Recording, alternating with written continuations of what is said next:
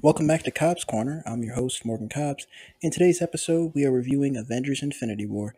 This film is the climax of Phase 3 and one of the MCU's most influential and consequential films to date. The film serves as the second act of a three-act story that we started in Avengers Age of Ultron.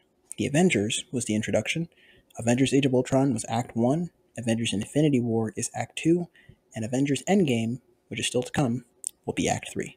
Let's go to Cobbs Corner.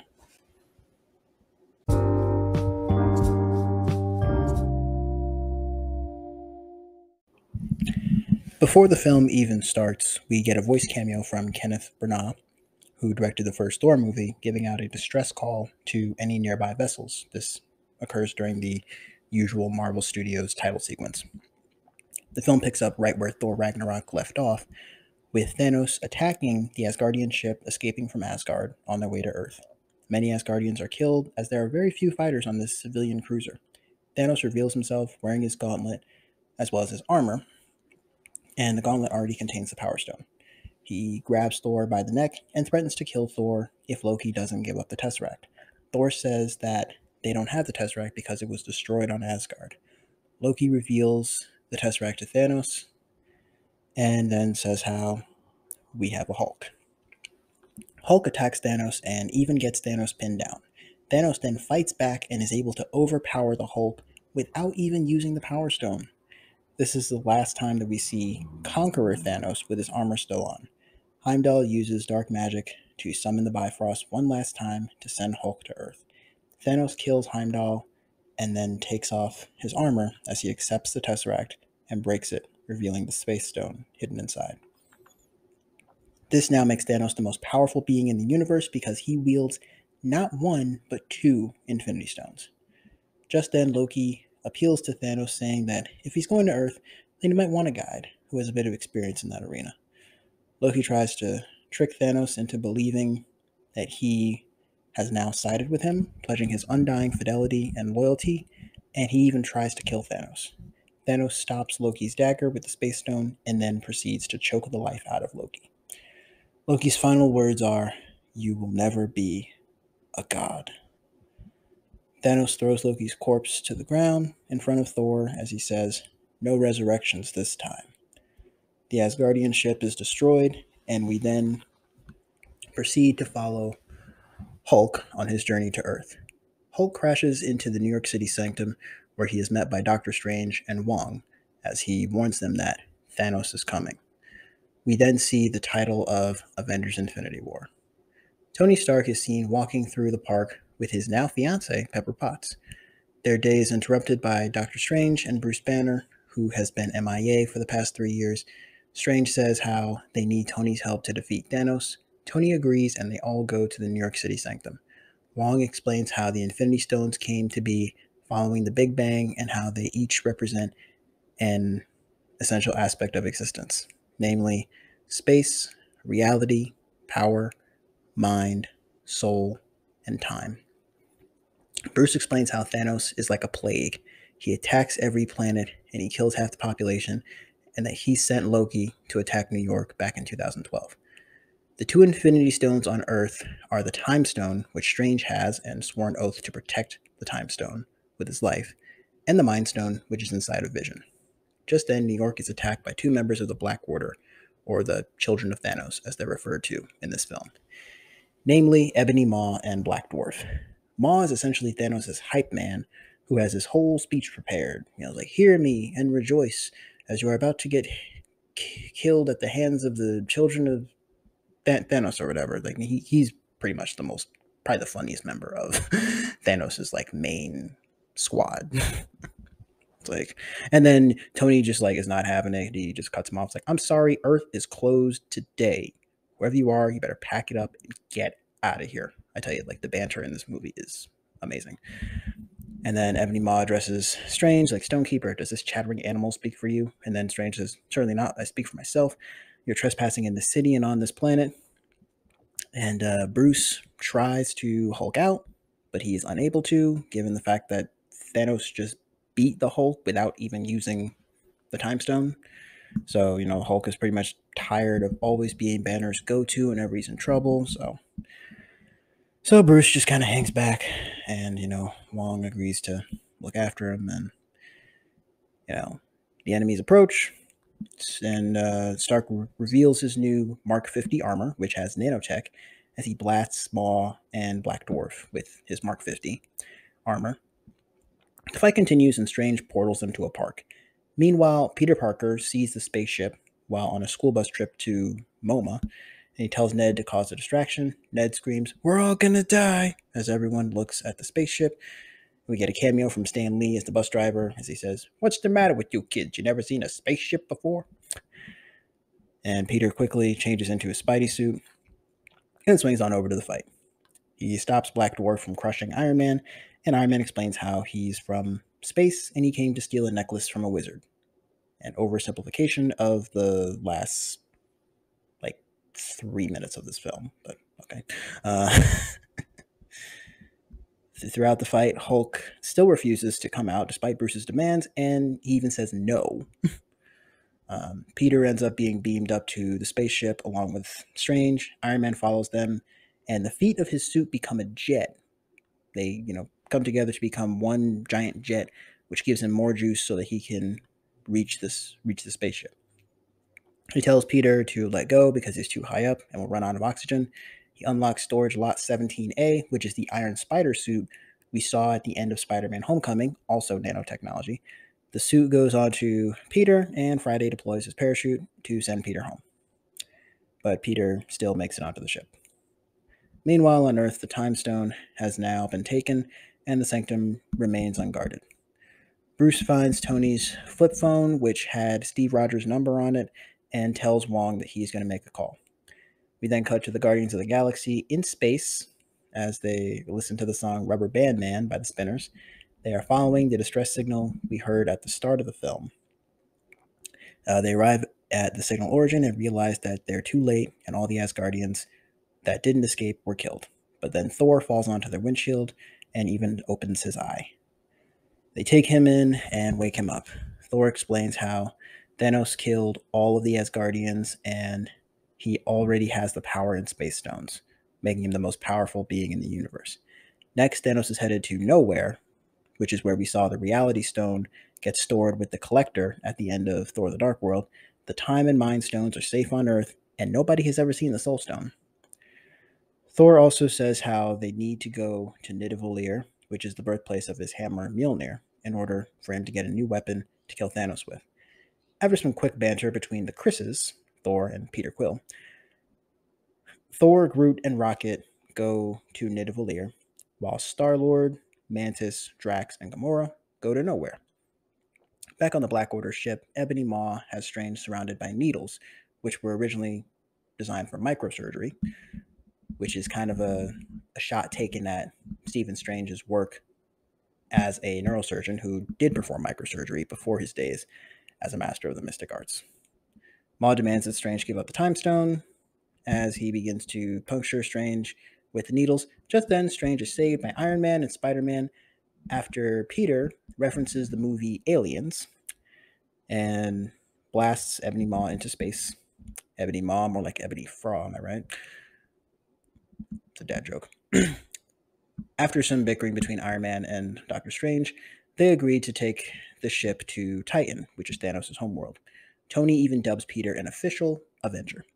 We get a flashback sequence that shows Thanos' massacre of Gamora's homeworld and his adoption of Gamora, followed by a lesson in how all things must be balanced. This is Thanos' quest. Balance. More on that in a minute. We then cut to Vision and Wanda, who are hiding out in Scotland, as they are both on the run from, I guess, the UN or the US government. They're fugitives on the run, and have been at this point for the past 2 years following the events of Captain America Civil War. They see from the news that New York was recently attacked and Tony Stark has gone missing. Just then, they are attacked by two members of the Black Order, Corvus Glaive and Proxima Midnight. Vision has the Mind Stone in his forehead, and after being stabbed by Corvus Glaive, his phasing is now malfunctioning. Vision is unable to fight and is now being defended solely by Wanda Maximoff, who is his love interest. They take the fight to the local train station, where they are rescued by Steve Rogers, Sam Wilson, the Falcon, and Natasha Romanoff, the Black Widow. The 5 of them escape on the Quinjet and head back to Avengers HQ. Meanwhile, on Nowhere, the Guardians see what appears to be Thanos fighting the Collector and demanding that he give up the Reality Stone. Gamora attacks her father and stabs him twice, causing him to bleed to death. Just then, it is revealed that was only an illusion created by Thanos to lure them in. The real Thanos removes the illusion and reveals himself with the Reality Stone. He now has 3 of the 6 Infinity Stones. He grabs Gamora, and Quill pops out and demands that Thanos let Gamora go. Just then, Gamora tells Peter not to kill Thanos, but to kill her instead, because she knows something that Thanos doesn't. Quill fires his gun, and bubbles come out as Thanos leaves with Gamora. He portals away with Gamora. Use the Reality Stone to turn the bullets into bubbles. Yeah. In Thanos' throne room, he confronts Gamora and even offers her food. We see how, despite Thanos being the villain of this movie, he's still Gamora's adopted father, still a caring father. So Gamora explains how she always hated this throne room, and then Thanos kind of explains his motives. He says how after his massacre of Gamora's home world, which I don't think they explicitly state in the film where she was from, Thanos says how the children born since his massacre have known nothing but full bellies and clear skies. The planet was on the brink of collapse, and Thanos, by wiping out half of its population, saved the other half. He says how it's a simple calculus. Universe is finite, its resources finite. If life is left unchecked, then life will cease to exist. Gamora scolds Thanos, claiming that he doesn't know that. She says, "You don't know that." To which Thanos replies, "I'm the only one who knows it. Or at least I'm the only one with the will to act on it." Thanos is disappointed in Gamora, not because she didn't find the Soul Stone, but because she did, and she lied about it. Back on Thanos' ship, he has captured Nebula after she attempted to kill him. Thanos looks through Nebula's memory files, and he finds an old conversation that she had with Gamora, in which Gamora revealed to Nebula that she found a map to the Soul Stone and she burned it to ash. Using the space and power stones, Thanos pulls Nebula, his own daughter, his adopted daughter Nebula, pulls her apart and demands that Gamora reveal where the Soul Stone is. After watching her sister be pulled apart long enough, Gamora finally folds and tells her father that the Soul Stone is on Vormir. Thanos says that he never taught Gamora how to lie, which is why she's so bad at it. After Thanos and Gamora leave, Nebula escapes from her shackles and contacts Mantis and tells her to meet her on Titan, one of Saturn's moons, and as I mentioned earlier, Thanos' homeworld. Back on Earth, Rogers, Black Widow, Vision, Falcon, and Wanda all arrive at Avengers HQ, where they are met by War Machine and Dr. Banner. They all realize that Vision has the Mind Stone and that they should remove the stone or destroy it before Thanos gets it. Steve Rogers says how they don't trade lives, to which Vision responds how Rogers laid down his life in 1945 to save millions of people. How is this any different? Bruce says how this time Vision might actually have a choice, and how if they remove the stone, then there's still a whole lot of Vision left. Because Vision is more than the stone. He's Jarvis, Ultron, Tony, Bruce, the stone. Like, he's a complex construct of overlays. You take out the stone, perhaps there's still a whole lot of Vision left. Perhaps the best parts. But Bruce says how he can't do it. He can't be the one to remove the stone. Natasha even mentions how after the Sokovia Accords, Clint Barton, Hawkeye, and Scott Lang, Ant-Man, they took a plea deal where they were sentenced to 2 years of house arrest, hence why they are both MIA from this particular Avengers level threat. They're both on house arrest at the time of this film. Steve says how there is a place where Vision's stone could be safely removed. Just then, the Wakandan drums start to play.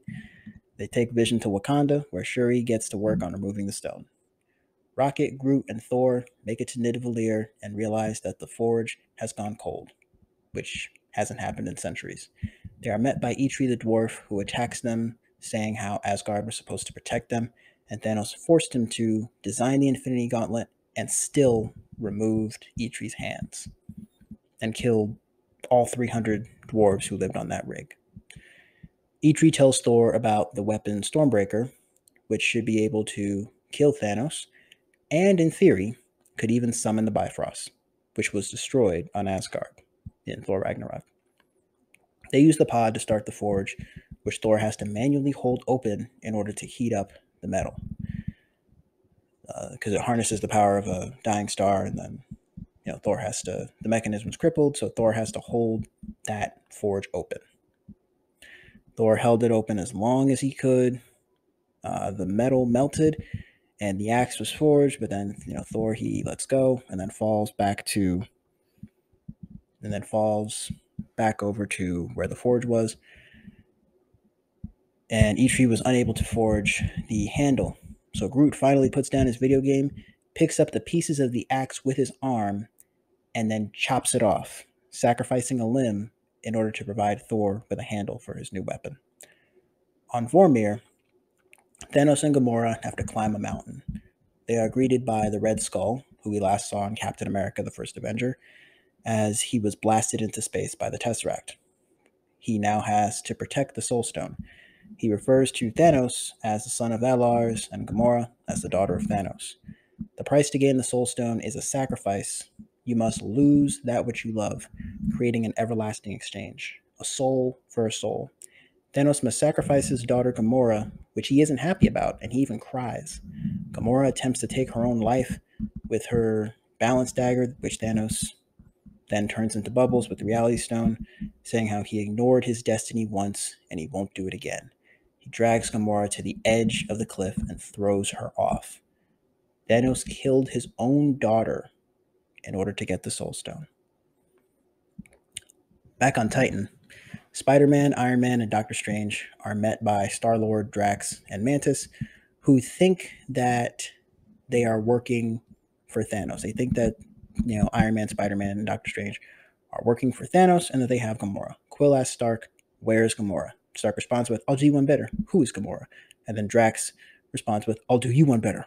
Why is Gamora?" Thank you, Dave Bautista, for the improvised comic relief. They all then realize that they're on the same team and that they all want to stop Thanos. Strange uses the Time Stone to go forward in time and view 14,605 possible futures, and they only come out on top in one of those potential futures. Only one in which they win. Back on Earth, Wakanda is attacked by the children of Thanos and their army of space monsters. Wakanda's army, along with Rogers, Romanoff, T'Challa, and Bruce Banner, who is now in the Mark 43 Hulkbuster armor, are now all that stands between Thanos and the Mind Stone. The city is surrounded, and in order to keep the fighting in front of them, they have Shuri open the barrier. T'Challa shouts, "Wakanda forever!" as they charge forward to fight the Black Order and their space monsters. Just as the team is pinned down, Thor shows up to the Battle of Wakanda, carrying his new weapon, Stormbreaker, along with Groot and Rocket, in my favorite shot in the film. The three of them arriving in the Battle of Wakanda. Like, when I saw this movie in theaters, everybody started clapping when Thor showed up at the Battle of Wakanda. Just, "You bring me Thanos!" So he jumps up and he slams the axe into the ground. Best shot in the film. I just always get a kick out of it every single time. No matter how many times I rewatch the film, it's still my favorite shot. Always will be.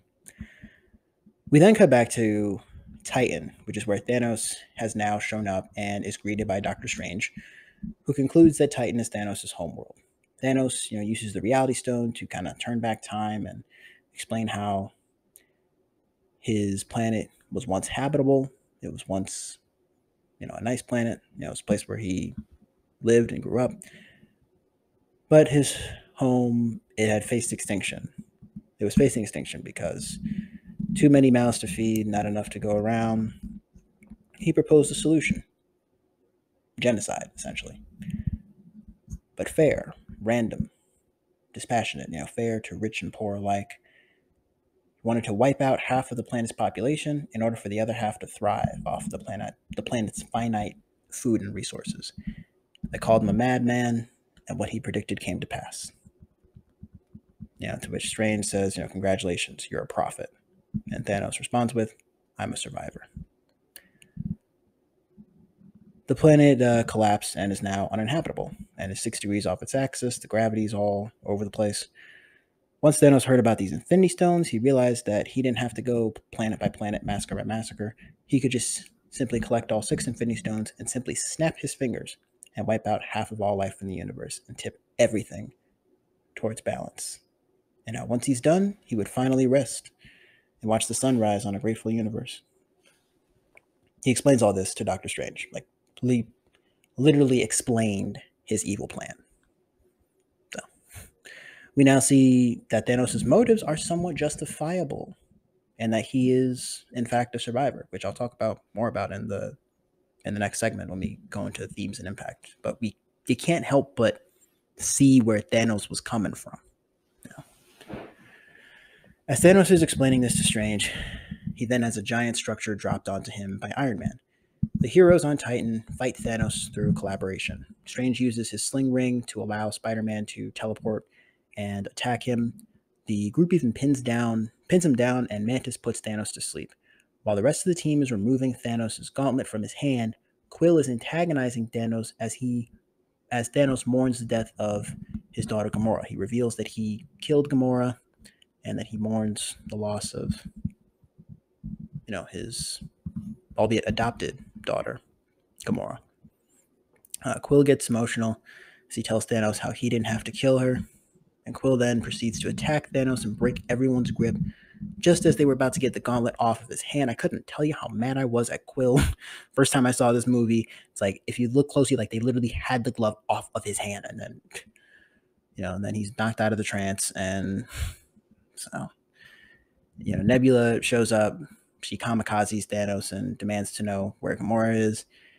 Thanos is able to stop Quill, Drax, and even Nebula with the Power Stone. All three of them running at him, and he just blasts the Power Stone at him, and they all just kind of stop. He has a one-on-one duel with Strange. Strange uses a spell to project several fake versions of himself, and Thanos uses the Soul Stone to detect the real Strange.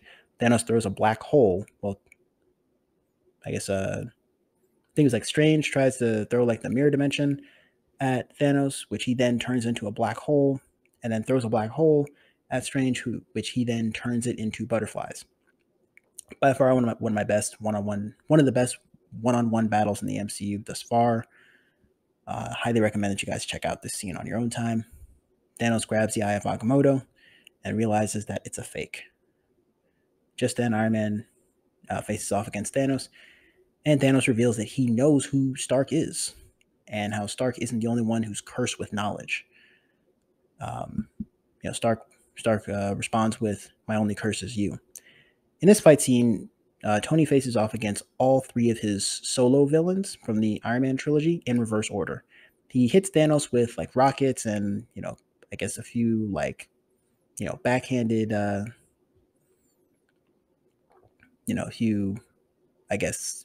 fisticuffs almost. I guess more hand-to-hand combat.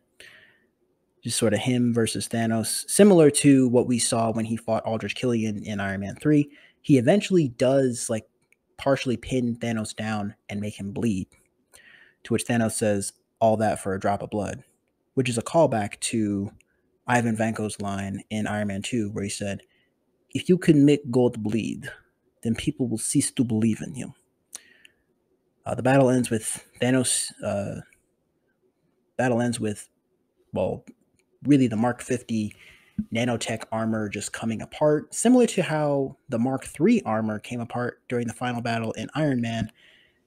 And Thanos stabs Tony in his stomach, his right abdomen, and then eventually sits him down in a setting that mimics the scene where Obadiah Stane removed the arc reactor from Tony's chest in the first Iron Man movie.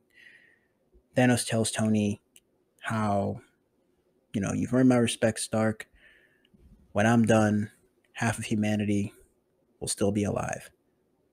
I hope they remember you. I hope they remember your sacrifice." And just as Thanos is about to kill Tony with all 4 stones, Strange stops him and says, "Spare Tony's life, and I'll give you the Time Stone." Strange gives Thanos the Time Stone in exchange for Tony's life. He tells them we're in the end game now. Finally, Quill shows up and he starts firing at Thanos as Thanos portals away with 5 of the 6 Infinity Stones. Quill says, "Where did he go?" Did we just lose? Thanos portals to Wakanda, where he is met by the heroes that are in Wakanda. They all rally together to protect Vision. Vision is no longer in the lab, and he has killed Corvus Glaive in the same way that Glaive stabbed him earlier in the film. Thanos pushes past all the heroes, and in a last-ditch effort, Wanda even destroys the Mind Stone while simultaneously pushing back Thanos. Thanos uses the Time Stone to reverse just the destruction of the Mind Stone, just to focus on Vision and the Mind Stone to reverse that whole event, turn back time, and pull the stone from Vision's head. So Vision essentially died twice. Thanos now has all 6 Infinity Stones. Just then, Thor throws Stormbreaker at Thanos, and Thanos blasts the power of all 6 Infinity Stones at Thor. Thor throws Stormbreaker, and Stormbreaker slices through all 6 Infinity Stones, and Thanos gets struck in the chest. Thor flies down to Thanos and tells him how, "I told you, you'd die for that." Referring, of course, to Thanos killing both his brother Loki and his best friend Heimdall in the same scene. Thanos responds with, "You should have gone for the head." And he snaps his fingers, dusting half of all life in the universe. Each time that someone uses the Soul Stone, they have an encounter with the person who was sacrificed for the stone. Thanos has an encounter with the young Gamora in what appears to be a realm inside the stone, where Thanos tells Gamora how it cost him everything to achieve his goal. Back in the real world, Thanos yells, Thor, my bad. Thor yells, "What did you do?" As Thanos uses the stones a combination of the stones, to remove the axe from his chest and simultaneously portal away. In Wakanda, we see Bucky, Falcon, Groot, and T'Challa get dusted, along with numerous Jabari tribe members. We do know that for a fact that we see on screen that Okoye and M'Baku did survive the snap. I think the Russo brothers confirmed that Shuri did not survive the snap, that she was dusted away off screen. While on Titan, Spider-Man, Quill, Drax, Mantis, and Strange all got dusted, leaving Tony Stark and Nebula the only survivors on Titan. Strange's last words are, "There was no other way." The surviving heroes are Stark, Nebula, Rocket, Steve Rogers, Thor, War Machine, Black Widow, and Bruce Banner. The film ends with Thanos finally resting on a foreign planet, smiling as he watches the sun rise on a new universe. He did exactly what he said he was going to do. The film only has one post-credit scene, and it's after the credits, and it shows Nick Fury as he is driving with Maria Hill, and then the snap happens, people start getting dusted, Maria Hill gets dusted, and then Nick Fury, just before he turns to dust, he sends a pager message, a 2-way pager, to Captain Marvel.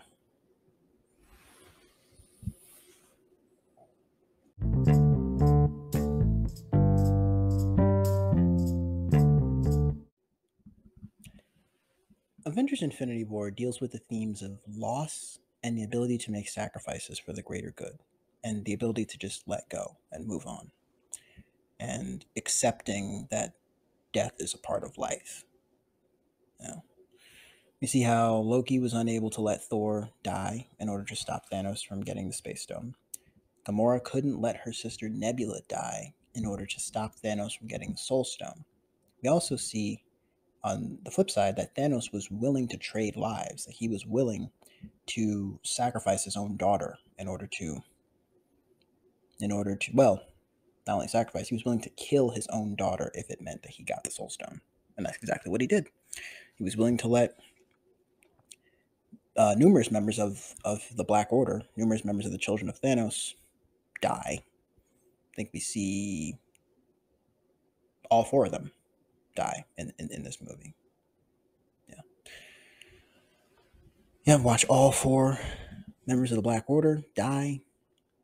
Watch even members of his armies die, they're willing to trade lives if it means that they come out on top in the end, which is something that the heroes in this movie are unable to do. They're unable to trade lives, just sacrifice. I think it's like the old saying, like, sacrifice the few to save the many. And Thanos also won, given the fact that the heroes of the Marvel Universe did not present, like the Avengers did not present a united front against Thanos in his conquest. The Avengers were split up following Captain America's Civil War, which caused some of them to fight him in Wakanda, and some of them fought him on Titan. Thanos is the hero of his own story, and he is the protagonist of this film. He believes that he is saving the universe by wiping out half of all life so that the other half may thrive. His motives are justified in that his home world did collapse due to overpopulation, which is a very real-world concern. I guess quick side note, the world population as of the recording of this podcast is about 7.8 billion people. And 3 years ago, in the fall of 2019, I attended a summit in London, England, a Global Grand Challenge Scholars Summit. I was selected to represent my university. And I guess, long story short, one of the main themes of that summit was, can the Earth sustain 10 billion people? And like, what are we? Because that's a challenge that, my generation, Gen Z, and all the, Gen Z engineers, for us, I guess, engineering students under the age of 25, or for those of you who are listening who are, middle school, high school age, that's a challenge that we're going to have to confront. Like, that's a problem that we're going to have to solve. The Earth's population headed towards 10 billion people. And can we sustain that? I mean, that was pre-COVID, that was before the pandemic and everything, but I still think that is the next, like, milestone. And, there's those predictions, and it's stuff to consider. When will the Earth run out of resources? So overpopulation is a real world concern. So the film has impacted the MCU through now half of all life in the universe has been dusted. And they've all, half of all life in the universe has bitten the dust, so to speak. And this is, we're going to see how consequential this event is in the coming films, like in the last few films of Phase 3 and even into Phase 4. So we're going to see the real ramifications by the sudden mass death of half of all life in the universe. It's just gone. The post-credit scene gave us a teaser for Captain Marvel, which is not the next film, but 2 films from now. It's one of the concluding films of the Infinity Saga. Outside of the MCU, I personally feel like Avengers Infinity War is one of those movies that, like, every generation, I think, has, like, those few movies that are just precious gems, that are, like, the greatest films. I'm not saying that Avengers is the greatest film of all time, but it's one of the greatest films of the 21st century so far. Like, for like my lifetime, which, I'm only like 21 years old, but it's one of the greatest films that I've seen in my lifetime. It's up there for me. It's up there with, like, The Dark Knight, which is my personal favorite movie. And, it's just one of those precious gems. I think we're going to look back on Avengers Infinity War. We're going to be watching this movie in, 10, 20, 30 years. And we're still going to think that it's a great film. It's going to hold up well. Maybe we just can't see it now, but it's going to hold up well in like 50 years. I mean, even take movies like The Godfather, which is regarded by many film scholars as the greatest film of all time. Francis Ford Coppola, The Godfather, Marlon Brando, young Al Pacino, Talia Shire, and everyone. It's regarded as one of the greatest films of all time. And it came out, like, I want to say it came out around 50 years ago, so like early 1970s. And that's just a timeless classic. There's The Godfather. I think Empire Strikes Back, one of the greatest sequels of all time. Empire Strikes Back and Aliens, probably two of the greatest like sequels of all time. Citizen Kane, for I guess the greatest generation. They had Citizen Kane. For baby boomers, probably remember Casablanca, North by Northwest, maybe Psycho.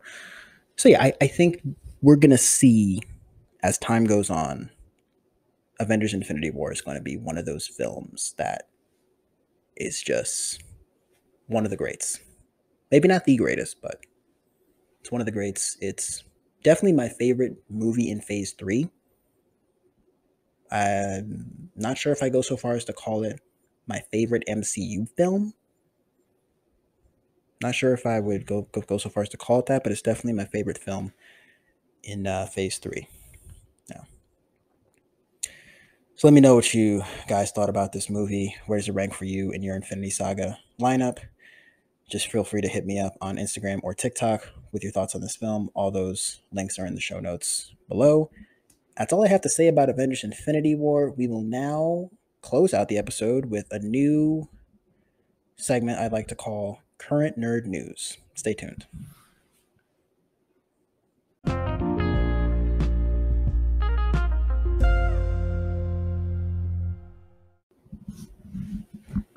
So this is a new segment that I'd like to do at the end of each episode, in which I'll be talking about like the latest shows and movies in the world of nerd culture. Also, like if I have any announcements for stuff that I've recently like accomplished or anything, then it'll be in this last segment. So be sure to listen to the very end of these episodes now. On the DC front, we are expecting Black Adam to hit theaters next Friday, October 21st. I will definitely be seeing this movie in theaters. It looks amazing. I'm just excited to see The Rock in a superhero film. And also interesting to see The Rock play the antagonist, which I don't think that The Rock has really ever played an antagonist. Initially, Black Adam was supposed to show up in Shazam back in 2019.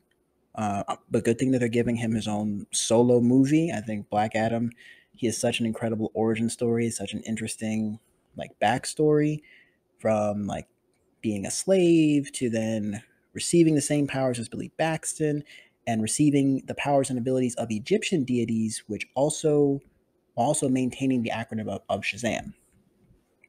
Black Adam, he was a villain in the comics. Like he's mainly been the villain of Shazam, but he's also in recent years become more of an anti-hero, and judging by the trailer and the promotional footage that I've seen for the film, that's the direction that they're going in.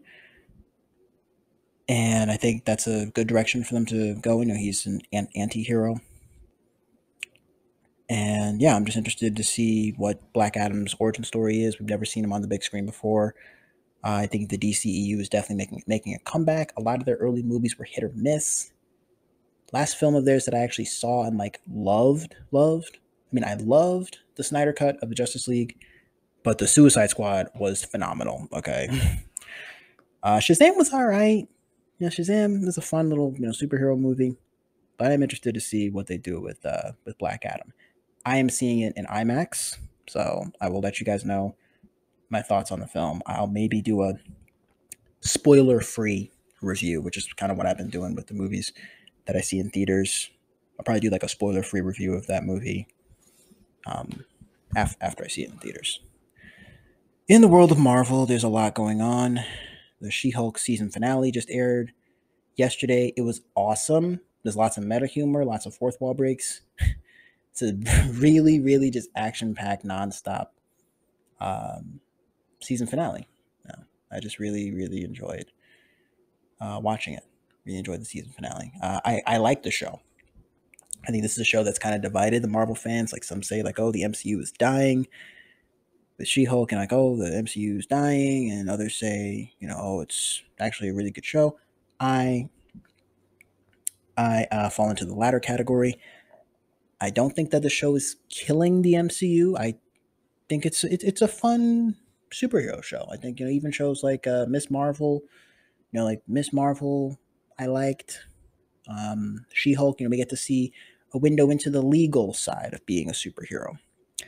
Last week's episode, they introduced Matthew Murdock, the Daredevil, in an all-new suit. You best believe I will be. Now I have to go and rewatch the entire Defender saga on Disney Plus in time for Daredevil Born Again, which is the Daredevil series that will be streaming on Disney Plus in 2024. They don't have an exact date on that, but we're looking at maybe either spring or fall of 2024. I don't remember the exact season that they said at the Disney Plus day. Although Charlie Cox did say that Daredevil Born Again will not be Daredevil Season 4. And it will be sort of a soft reboot of the character for the official MCU canon. My guess is that they will be including some elements of the Daredevil Netflix series while leaving out some other elements. And you have to understand that these shows, they started out on Netflix. They're all on Disney Plus now. Shows like Daredevil, Jessica Jones, Luke Cage, Iron Fist, Punisher, the Defenders limited series.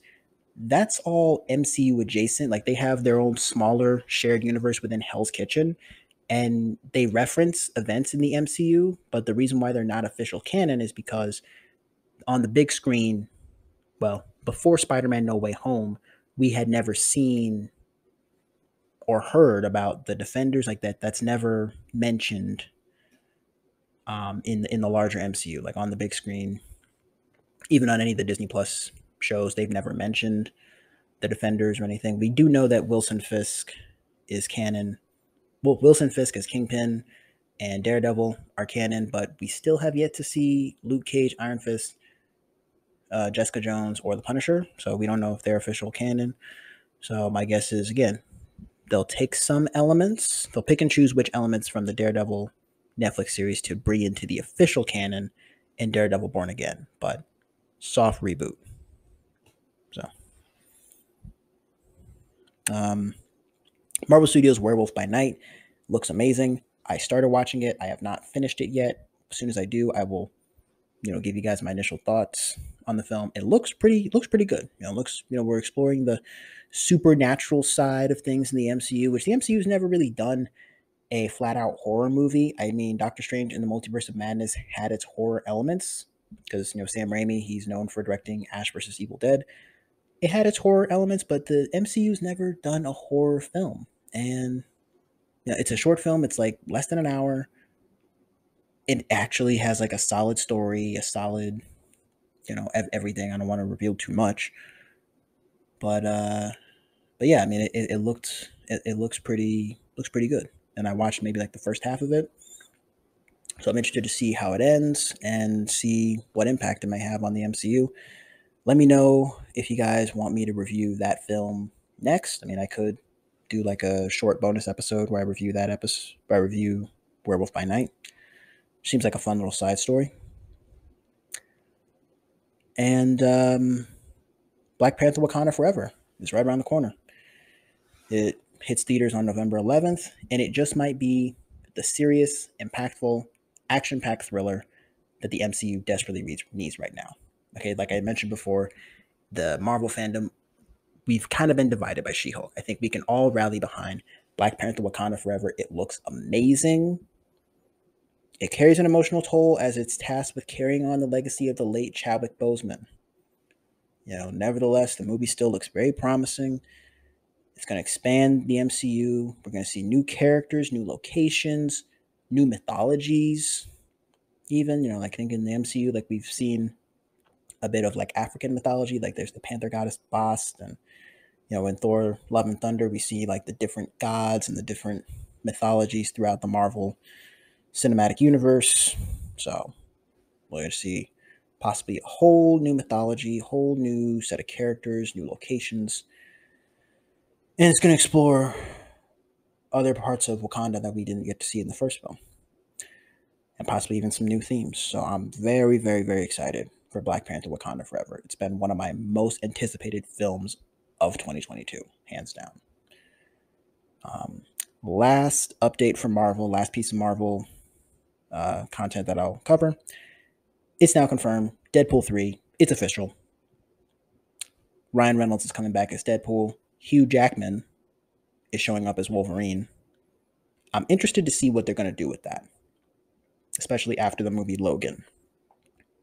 And especially after the movie Logan, I will...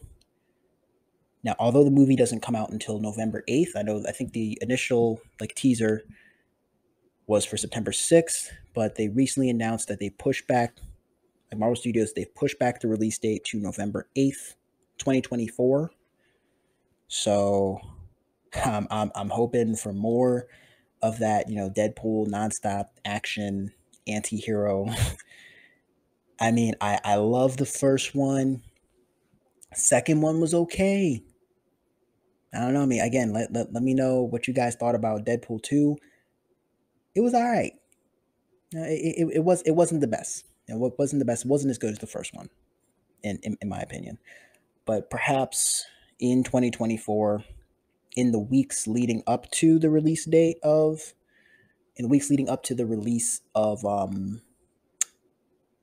Deadpool 3, I will do a X-Men film rewatch.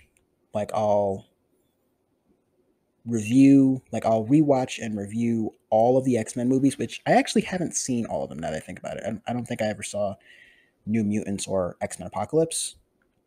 So I'll be going through and watching rewatching all the X-Men movies, and also including Deadpool's 1 and 2. I'll also be watching Deadpool's 1 and 2, so that way we can all be caught up for Deadpool 3, November 8th, 2024. Mark your calendars. I am definitely looking forward to Deadpool 3. It's already on my calendar. It's already one of my most anticipated films, and it doesn't even come out for another 2 years. So, but it's Marvel. They got to keep you on the edge of your seat somehow. Last but not least, I'd like to talk about Star Wars Andor. This is a show that focuses on Cassian Andor, who is one of the main characters from Rogue One, a Star Wars story. So watch Rogue One first before you watch Andor. I haven't watched all the episodes, and it started off kind of slow for me. I mean, again, I'm open to hearing from you guys. Let me know what you guys think about these shows. Hit me up on Instagram, TikTok, or you could submit a voice message. But for Andor, I've only watched the first couple of episodes, and it started off kind of slow. I decided I'm just gonna wait until the season's finished, and I'm gonna binge watch all the episodes, and then I might do a review of that show. Let me know if you guys want my honest opinion on that show. And I haven't talked a whole lot about Star Wars. I haven't reviewed any of the Star Wars films or shows. I personally liked the Book of Boba Fett. Book of Boba Fett I enjoyed. I enjoyed the backstory. Book of Boba Fett, it was kind of slow at times, but I enjoyed kind of the exposition and the backstory, while also the kind of crossover between Book of Boba Fett and The Mandalorian, which really excited for season 3 of Mandalorian. Mandalorian, I loved. I liked how they did the one episode that was a teaser for the Ahsoka series. We see Ahsoka, Zaria Dawson as Ahsoka on that one episode in season 2 of Mandalorian, and that was kind of a teaser for the upcoming Ahsoka spinoff. So, and even season 2 of The Mandalorian confirmed that Boba Fett was alive. So I liked it for the way that we can kind of see this shared universe of Star Wars characters on Disney Plus. Obi-Wan Kenobi was great as well. Just Ewan McGregor, flawless performance as Obi-Wan.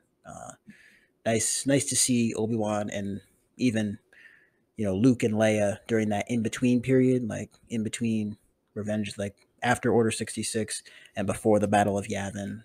So, but as far as Andor goes, I'm just going to wait and watch all the episodes once they're available. Show looked like it was going somewhere, from what I did watch. I watched the first maybe 3 or 4 episodes. Looks as if it's going somewhere. It's going to get more interesting. It's going to get better. But I just don't really have, I'm not really like on the edge of my seat per se. So I'm sure it's going to get better, and I'm going to binge watch all the episodes once they're available. So, stay tuned for my actual thoughts on Andor. And I was recently featured on the Backlook Cinema Podcast. I was on episode 90, which aired last week, Monday. Episode 90 aired, in which we reviewed the movie Rocky. So go check out Backlook Cinema. I'll leave a link to it in the show notes. But check out that episode. Had a lot of fun making that episode and just talking about Rocky, which is one of my favorite sports films and one of my favorite sports franchises. So definitely go listen to that episode. Episode 90 of the Backlook Cinema Podcast. That is all for today's episode. Thank you so much for listening all the way to the end. If you like today's episode and you enjoyed this kind of content, be sure to subscribe to this podcast and follow it. Give us a rating wherever you are listening from. Turn on your post notifications because I drop a new episode every Friday at 10 a.m. Eastern Standard Time. That's United States Eastern Standard Time. And you definitely do not want to miss out. I'll talk to all of you guys in the next episode. And I hope you enjoyed your stay here at Cobbs Corner. Peace.